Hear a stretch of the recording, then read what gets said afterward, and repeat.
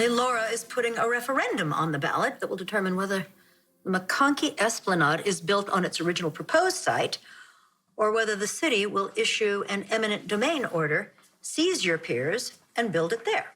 That cannot happen because those piers are crucial to my business. I'm aware of that, Sonny. What do you want to do?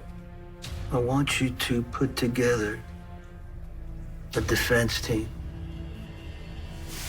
I want you to get the best real estate and constitutional law lawyers you can find and fight the city. That's what I want. Sonny, you could hire 1,000 lawyers, but you will be wasting your time and your money because this is a clear-cut case of you can't fight City Hall. I have to hand it to you. I've owned those piers for decades, and they're just gonna what? Come in and take them? That's exactly what eminent domain is, Sonny. The city determines whether the needs of the people outweigh the needs of a private property owner. It's completely legal. This is not about the needs of the people. This is targeted. Drew King got a little power, and he's, he wants to come after me and Jason because he got his little feelings hurt. I don't disagree. Be that as it may, your peers have been the site of violence and alleged criminal activity. That's never been proven in a court of law. You're welcome for that. By the way, maybe that will hold sway with the voters. I will research any established precedent or case law, but right now, our legal angle is your needs outweigh the needs of the city. So they think I'm just gonna sit around while they do this to me? I'm sure they don't. Of course, they're expecting a lawsuit, and we're going to give them one. But, Sonny, if the people of Port Charles vote to seize your piers, ultimately, I don't think there's any legal way around it. Unacceptable, Diane.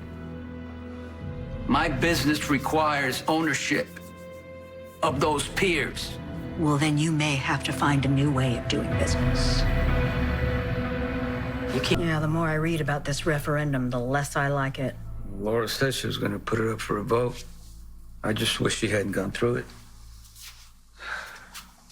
I understand her position. She doesn't want to be questioned as far as her relationship with me. But by doing what she did, she's opened the door to all my enemies coming after me. Well, Drew Kane's already coming. He's giving interviews directly supporting your takedown.